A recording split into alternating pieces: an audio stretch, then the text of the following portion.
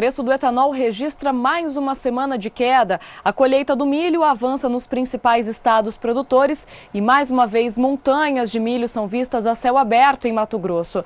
E você vai ver também a previsão do tempo para todo o Brasil. O Mercado do Campo desta terça-feira, 4 de julho, já está no ar.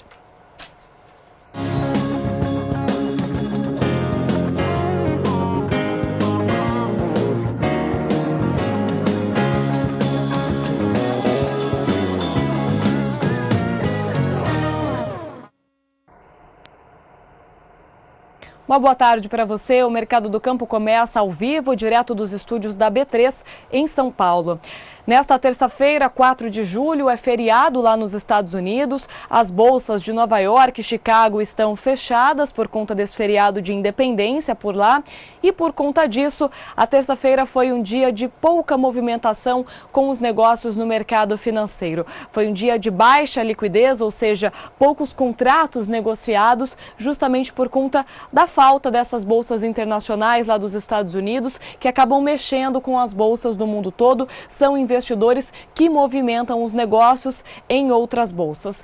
Aqui no Brasil, para ter uma ideia, tanto o dólar quanto o Ibovespa ficaram praticamente estáveis hoje diante desse feriado que aconteceu lá nos Estados Unidos. O dólar, que ontem apresentou uma leve queda, hoje teve uma leve alta, continua em torno dos R$ 3,30, fecha o dia valendo R$ 3,31. A alta é de 0,12%.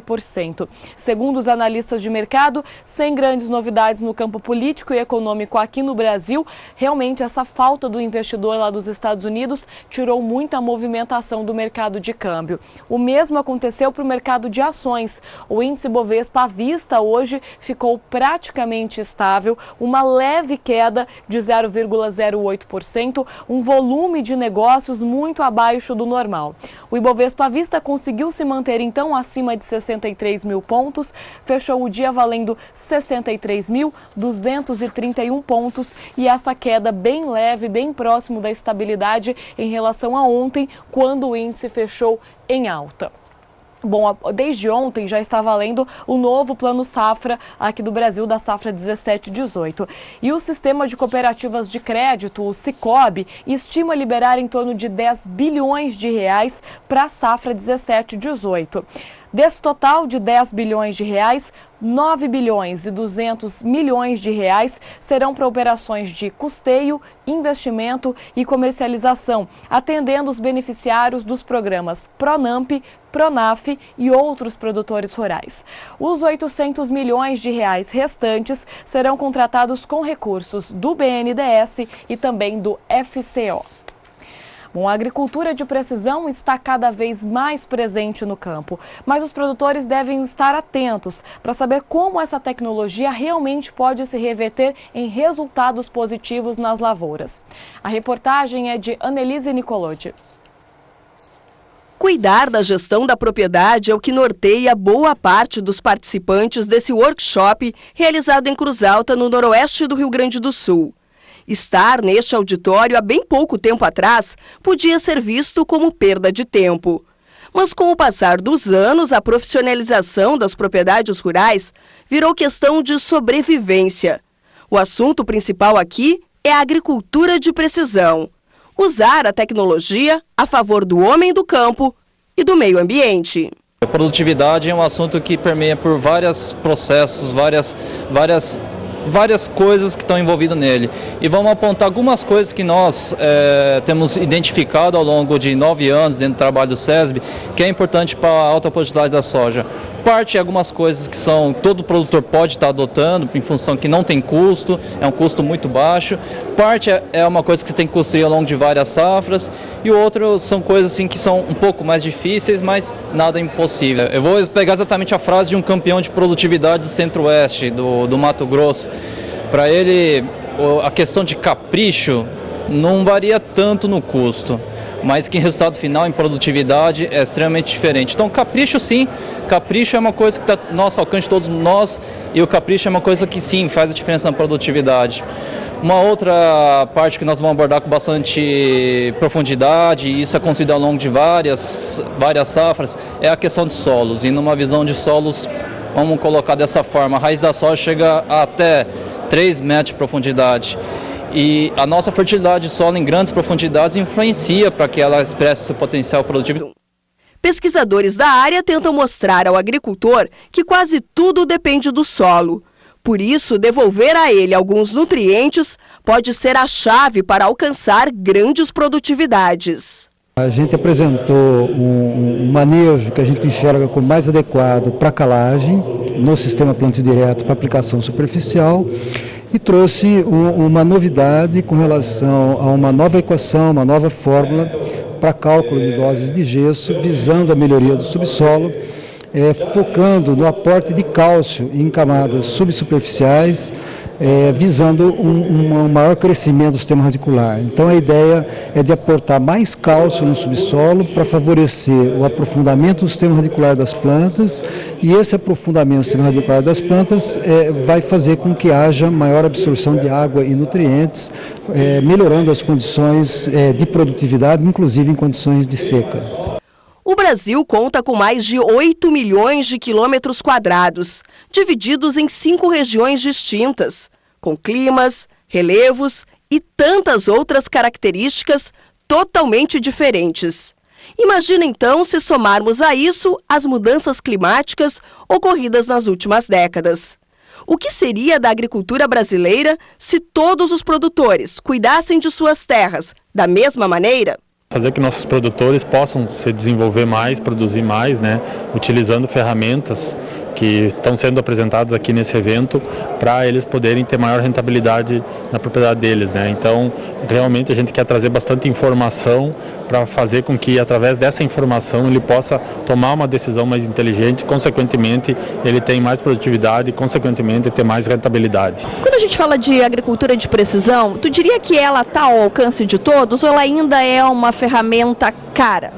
Sim, ela está ao alcance de todos porque é uma ferramenta que já faz tempo que não se discute se ela se paga, Ou seja, tu fazer mapeamento de solo, tu fazer correção de fertilidade, tu fazer comparativos de lado a lado, esses foram os primeiros trabalhos que a agricultura de precisão, que a pesquisa fez. Posterior a esses trabalhos, hoje nós estamos em outras etapas da agricultura de precisão, variando população de plantas, fazendo pulverização em taxa variada, imaginamentos de satélite.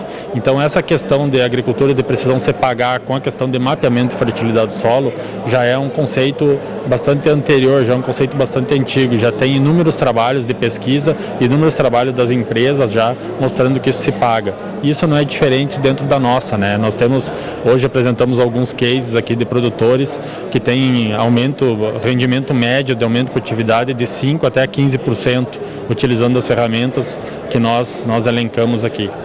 Equipamentos mais modernos e eficientes também têm ajudado o agricultor brasileiro na busca por uma agricultura inteligente.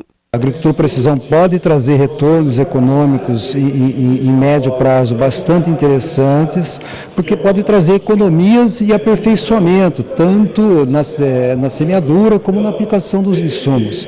Então, eu acredito que o agricultor, o que precisa é acertar as técnicas de uso da agricultura de precisão. Talvez a agricultura de precisão não começou muito bem no Brasil, porque ela não foi muito bem utilizada inicialmente com relação às técnicas que foram empregadas.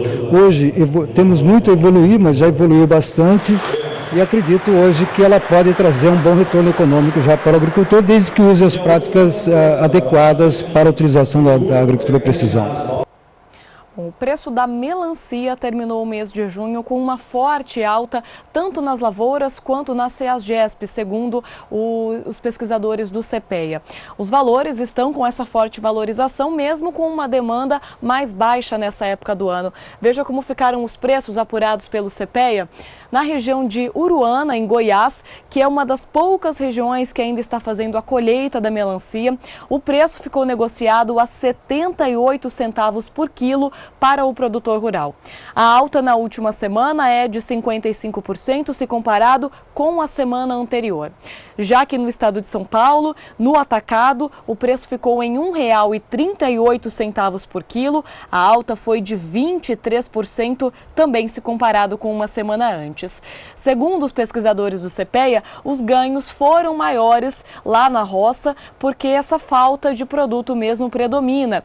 As colheitas já terminaram em várias regiões produtoras e algumas áreas que ainda têm frutos para serem colhidos têm uma oferta muito baixa.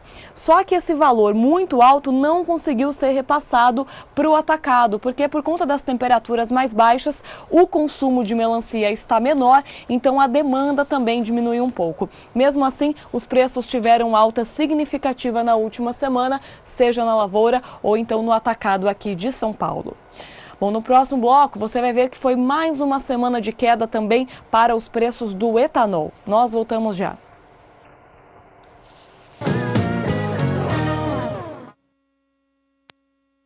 O Mercado do Campo está de volta, direto dos estúdios da B3 aqui na capital paulista. Agora, informações do mercado de café. Como nós já falamos no início do programa, hoje é feriado lá nos Estados Unidos. As bolsas estiveram fechadas ao longo do dia, sem negociação, e com a ausência do mercado do café arábica na Bolsa de Nova York, foi um dia de negócios, de poucos negócios, tanto na Bolsa de Londres para o Robusta, mas principalmente aqui na Bolsa de São Paulo para o café arábica. Bom, você confere como ficaram os fechamentos. Hoje foi um dia de ajuste técnico lá na Bolsa de Londres, já que não tinha essa influência de Nova York. Então veja só como ficou o fechamento de hoje. Os valores tiveram uma alta leve. O contrato de julho, negociado a 2.181 dólares por tonelada, sobe 0,64%.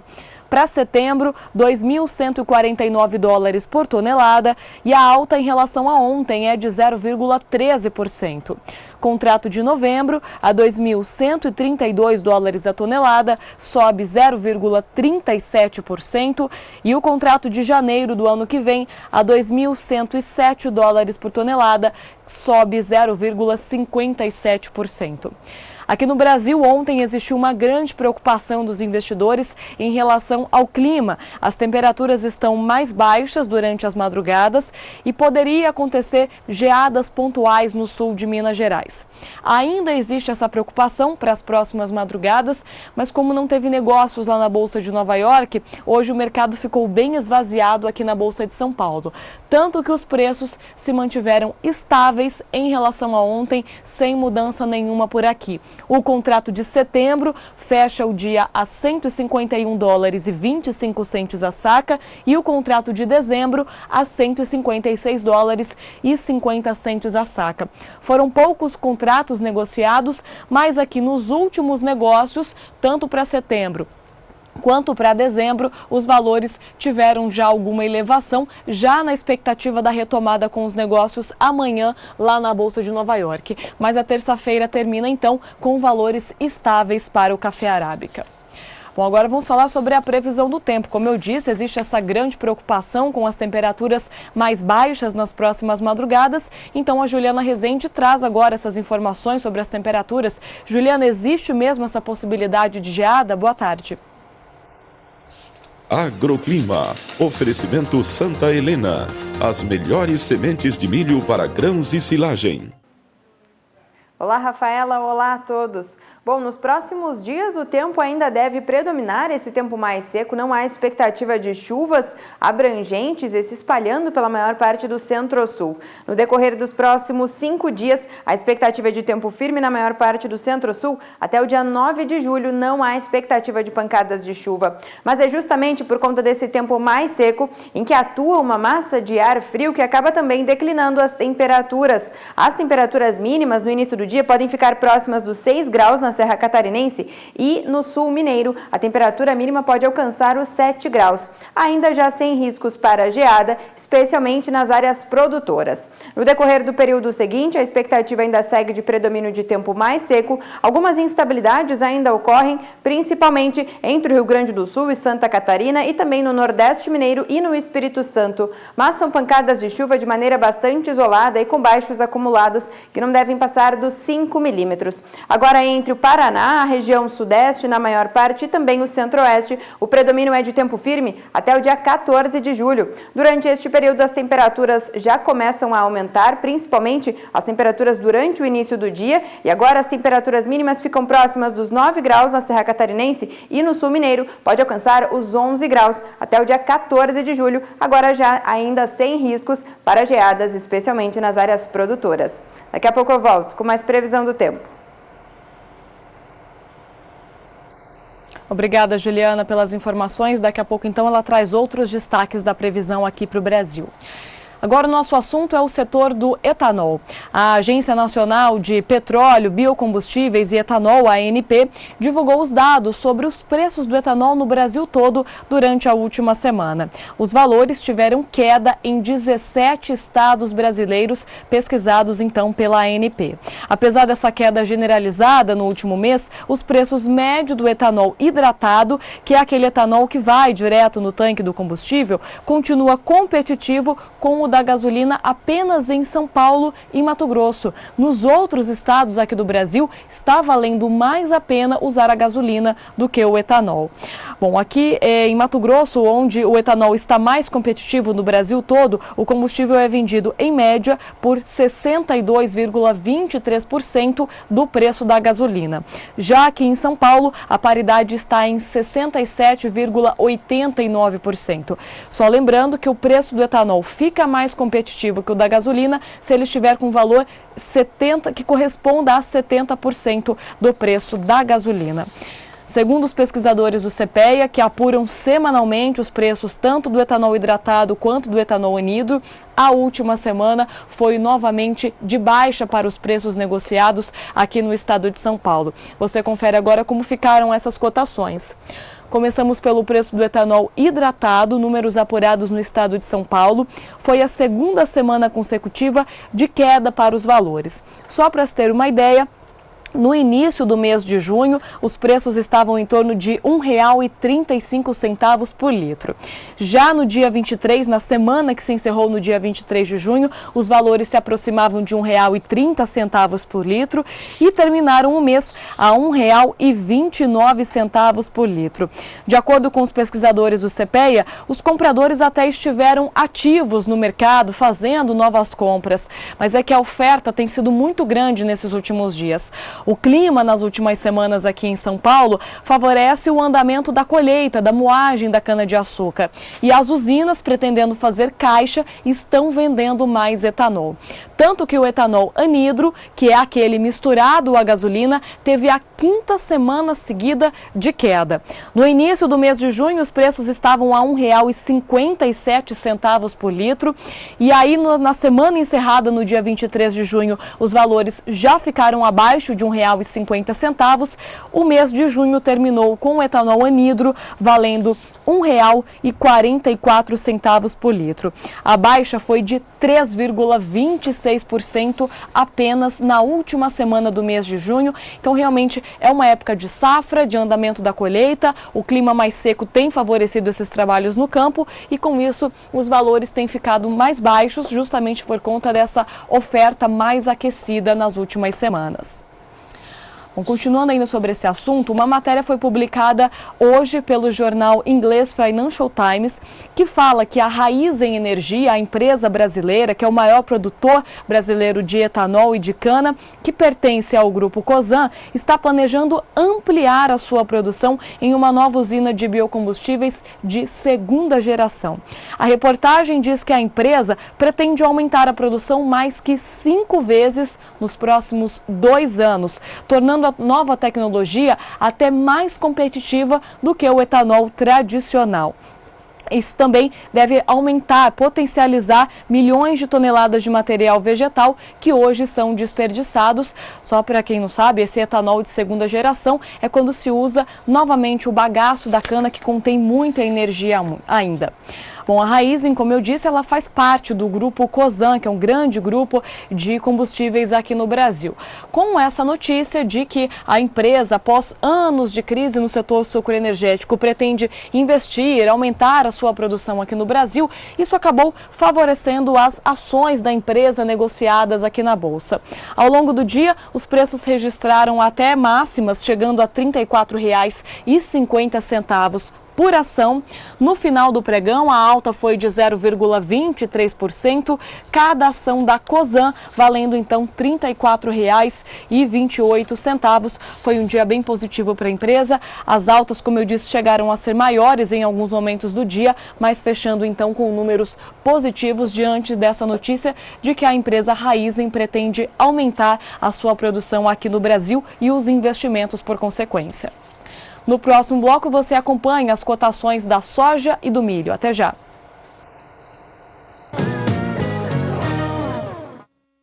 O Mercado do Campo está de volta, direto dos estúdios da B3, aqui na capital paulista.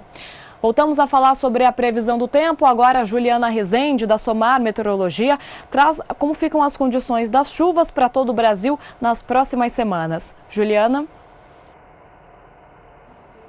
As próximas semanas no Brasil serão de um padrão semelhante a um bloqueio atmosférico, onde essas instabilidades não conseguem avançar para as áreas mais centrais do país. Por conta disso é que o predomínio é de tempo seco na maior parte do Brasil. Até o dia 9 de julho não há expectativa de chuva nas áreas mais claras do mapa. Apenas segue chovendo no extremo norte e também nas áreas litorâneas do Nordeste. Essas instabilidades da faixa leste do Nordeste ocorrem por conta dos ventos úmidos que sopram do oceano e acabam trazendo mais umidade, o que acaba intensificando essas instabilidades e chove forte por lá. Os acumulados tendem a alcançar até 130 milímetros em algumas localidades. No decorrer do período seguinte é que volta a chover na região sul. Agora chove entre o Rio Grande do Sul e Santa Catarina do dia 10 até o dia 14 de julho. Mas mesmo assim essas instabilidades ainda são fracas e os acumulados tendem a ser baixos. O extremo norte do país ainda recebe chuva, o mesmo ocorre também nas áreas litorâneas do Nordeste. Agora nas áreas mais centrais do país o predomínio ainda segue de tempo mais firme e sem chuva. Ao longo do período seguinte, esse mesmo padrão de chuvas ainda não deve se modificar. Apenas as instabilidades do sul do país é que acabam avançando um pouco mais e até o dia 19 de julho chove desde o Rio Grande do Sul até o Paraná e também na maior parte do litoral do Brasil. O extremo norte do país também segue recebendo chuvas frequentes, agora no interior do país, entre o centro-oeste, no interior da região sudeste e também da região nordeste, é que o predomínio ainda é de tempo mais seco e sem chuva, o que acaba beneficiando especialmente aquelas lavouras que estão em fase de colheita, especialmente as lavouras de milho segunda safra, as lavouras de café no sudeste e também as lavouras de algodão no nordeste. Hoje eu encerro por aqui a minha participação. Até mais! Obrigada, Juliana, pelas informações. E como vocês viram, tempo seco na região central do Brasil, principal produtora de milho, safrinha, também em boa parte do estado do Paraná, que avança com a sua colheita. E são essas condições climáticas que têm favorecido os trabalhos no campo e feito até com que algumas consultorias aumentem a sua projeção para a produção de milho aqui no Brasil. O DERAL, que é o Departamento de Economia Agrícola da Secretaria de Agricultura do Estado do Paraná, atualizou hoje as condições das lavouras e também o andamento da colheita por lá. Você acompanha agora como está a condição e a área colhida para o estado do Paraná para a cultura do milho. A área colhida até o momento chega a 8%, foi um grande avanço em relação à semana passada, quando a área colhida era de 4%. O oeste paranaense é que começa com essa colheita primeiro e depois ela avança para as outras regiões do estado. Ainda segundo o DERAL, a área com boas condições para as lavouras de milho no estado chega a 89%. Segundo os dados que foram divulgados hoje, 10% das lavouras estão em condições médias e apenas 1% segue com condições ruins. Da área de milho safrinha, ainda que falta colher, 1% está em floração, 43% em frutificação e outros 56% já estão na fase de maturação, ou seja, daqui a pouco estão prontas para ser colhida, e isso tende a aumentar a cada semana. A expectativa é que essa colheita ganhe um ritmo mais intenso a partir da segunda quinzena do mês de julho. Já no estado de Mato Grosso, onde a colheita começou mais cedo, a área colhida até o momento chega a 29,25%, segundo o IMEA, o Instituto Mato Grossense de Economia Agropecuária. O avanço nessa semana em relação à semana passada foi de quase 10%. Segundo o IMEA, 9,56% de avanço da área colhida de uma semana para outra. Bom, quase 30% da área colhida já foi no total do estado, essa é uma média. Segundo os pesquisadores do IMEA, o Médio Norte é a região mais adiantada, com mais de 45% da área que já foi colhida. Com as boas condições do clima, o IMEA também aumentou a sua projeção para a produção lá no estado, que deve atingir então 29.530.000 toneladas. Essa é uma nova projeção, uma nova expectativa do IMEA. Segundo os pesquisadores, esse número será 55% maior do que o que foi plantado, do que o que foi colhido, na verdade, lá no ano passado no estado de Mato Grosso. Segundo os pesquisadores ainda, algumas áreas já apresentam uma colheita bem adiantada e a produtividade passa de 100 sacas por hectare em várias regiões do estado mato-grossense. Mas um grande problema ainda atinge o estado de Mato Grosso, é a falta de local para armazenar esse milho que tem sido colhido. Com a baixa comercialização da soja na atual temporada, muitos armazéns ainda têm essa soja guardada lá no estado de Mato Grosso. E aí, com isso, várias áreas do estado de Mato Grosso já registram milho a céu aberto. Muitas regiões não têm essa capacidade de armazenar o milho e é isso que a gente acaba vendo lá no estado de Mato Grosso, algo que se repete há alguns anos, mas principalmente na atual temporada, já que a comercialização com a soja foi bem menor do que anos anteriores. Você acompanha algumas imagens aí que mostram esse milho a céu aberto lá no estado mato-grossense, e isso acontece na região que tem a área colhida maior, que é o que a gente falou agora, o Médio Norte de Mato Grosso, região de Lucas do Rio Verde, Sorriso, Sinop. Nessas áreas o milho acaba ficando a céu aberto justamente pela falta da estrutura para armazenar esse grão. Bom, nós falamos aqui hoje já que é feriado lá nos Estados Unidos, então não temos negociação na Bolsa de Chicago com a soja e com o milho. Isso acabou esvaziando muito a negociação com soja aqui no Brasil também. O mercado brasileiro acaba seguindo muito a tendência do mercado norte-americano. E sem os negócios que foram realizados lá na Bolsa de Chicago, hoje foi um dia de poucos negócios fechados aqui no Brasil também. Já o mercado de milho tem um pouco mais de movimento, justamente por conta da colheita que está em andamento aqui no Brasil. Há um aumento de oferta e isso acaba movimentando um pouco mais os valores. Bom, você acompanha como foi o fechamento do milho negociado aqui na Bolsa hoje. Foi mais um dia de alta para as cotações do milho. Só lembrando, os valores vinham registrando queda ao longo do mês de junho. Na última semana do mês passado, os preços começaram a subir e seguem essa tendência. Para julho, R$ 25,72 a saca, alta de 1,46%. Contrato de setembro, a R$ 26,52 a saca, alta de 1,03%. Novembro, R$ 27,40 a saca, alta de 1,37%. E o contrato de janeiro do ano que vem, R$ 28,10 a saca, alta de 1,08%. Isso aconteceu também no mercado físico. Olha só, os números apurados pelo CPEA vinham em queda até o dia 30 de junho, ontem já tiveram alta. Essa alta é favorecida pelo dólar, que está mais valorizado. Com a moeda americana acima de R$ 3,30, há um impulso nas exportações. Então, no mercado físico, o preço do milho também já passa dos R$ 26 a saca de 60 quilos.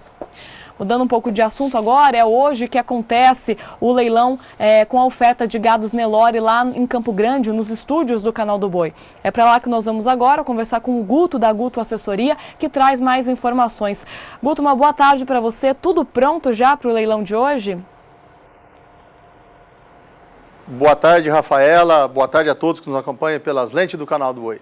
Tá tudo tinino, tá tudo pronto. Hoje nós vamos receber os amigos aqui no Espaço Gourmet do Canal do Boi, aqui em Campo Grande, Mato Grosso do Sul, onde nós vamos fazer essa oferta especial, abrindo as vendas, do Nelore Beck em 2017, com 25 reprodutores jovens, né, da nova importação. Todos os animais que vão ser cotizados hoje são importados. Então nós vamos mostrar um pouquinho para vocês que durante a semana toda, no decorrer da semana, durante os programas do SBA, foi mostrado os animais, as avaliações, o sistema de criação desses novos animais que vieram da Índia. Vamos começar pelo lote 2, eu vou falar um pouquinho, que são os animais que vão à venda diretamente. Então o lote 2, esse touro é filho do Ajastã em vaca no Avanindra, que é da linhagem Chelano. Chelano é uma linhagem de touro para musculatura, fertilidade, habilidade materna. Esse touro vai ser cotizado 50% dele apenas.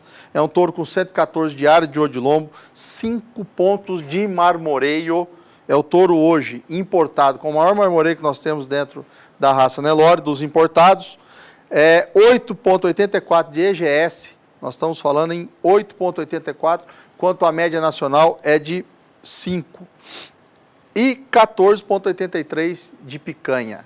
Então são medidas extraordinárias que nós temos dentro desse leilão, medidas importantes para quem acredita no melhoramento genético de carne de qualidade. Agora podemos passar para o lote 4, para a gente falar um pouquinho de cada lote. Nós vamos falar e mostrar o biotipo desses animais que serão comercializados. Lote 4, nós estamos falando aí do Dharampur, um filho do Dharampur em Jaipur, né? O Dharampur é filho da Lei 1, a primeira vaca importada. Nós estamos falando de um touro com 4,14 de marmoreio, 83 centímetros quadrados de área de ouro de lombo, 5 de espessura de gordura. É um garrote do mês 8 com 23 meses de idade, 500 kg, 33 de CE. Garrote pigmentado, de boa ossatura, animal comprido, umbigo corrigido, animal extraordinário. Agora nós passamos para o lote de número 16. 16. Esse é o meu preferido. Esse aí é um garrote que chama muita atenção pela sua beleza racial, pela sua conformação frigorífica que ele apresenta. É um garrote que foi o segundo colocado da PGP 953, né, dentro do Nelore Beca. É um garrote filho do Shakti em vaca Indirano. Ele tem 4,37 de marmoreio, com 11,69 de picanha, de milímetros de picanha, com 83 de área de ouro de lombo. Raça, pigmentação, ossatura, umbigo e essa conformação frigorífica precoce maravilhosa. Dorso, lombo muito forte, garupa, largura de coxa, um garrote extraordinário que nós temos aí indicado para coletar sêmen para repasse. Ao pai dele é a mesma conformação, sua avó materna, uma vaca maravilhosa, e seu avô. Agora nós vamos também falar um pouquinho dos pais desses animais, nós vamos também cotizar sêmen, vamos vender 3 fêmeas. Nós estamos com uma fêmea aí na tela, que é o lote de número 26. Para mim, o lote número 26 é uma linda bezerra, com 395 quilos. Ela é filha do Shakti, em vaca centenário. Ela é 3/4 lei, né, que ela vai Krishna Island. Ela tem 4,6 de marmoreio, com 13 milímetros de gordura. Ela é maravilhosa, com 70 de área de ouro de lombo, bem caracterizada, uma conformação muito precoce. Ela é geração 2016, então em março agora ela fez 1 ano de idade. E nós vamos agora passar um pouquinho para falar para vocês das condições de sêmen. Nós vamos para o lote 30. Nós temos aí alguns reprodutores, dos quais nós vamos estar vendendo pacotes de sêmen hoje. Os touros importados, R$20 a dose de sêmen. E os touros, vamos chamar de meio sangue, R$15 a dose de sêmen. Esse é um touro importado, esse é o Avanindra, é um touro já provadíssimo, um touro de 160 centímetros de área de ouro de lombo, é um touro de muita área de ouro de lombo, é um touro de 3,5 de marmoreio, touro de 15 milímetros de gordura. Ele é um touro muito precoce, muito musculoso e transmite essa precocidade para os seus filhos. Vamos ver agora então, para vocês verem tudo isso que eu estou dizendo, no lote de número 33 também. Lote 33 é outro touro excepcional que vem à venda. Esse touro é um dos preferidos, da minha opinião, é o Jaipur. É um touro com 4 pontos de marmoreio, com 14,39 de EGS e 21,09 milímetros na sua picanha. É um touro maravilhoso. Me chama a atenção a sua conformação de carcaça.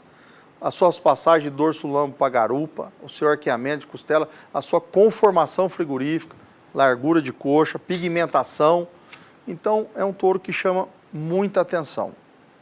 Então, fique ligado com a gente hoje, a partir das 8h30, horário de Brasília, as filhas. Olha que exemplo que são esses animais que nós estamos vendo na tela.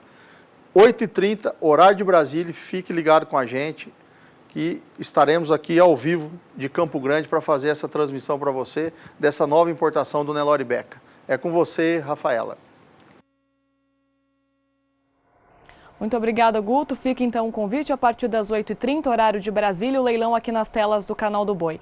O Mercado do Campo de hoje fica por aqui. Você acompanha agora o Pecuária BR com Renata Ferreira e Jorge Zaidan. Nós voltamos amanhã às 5h35 da tarde.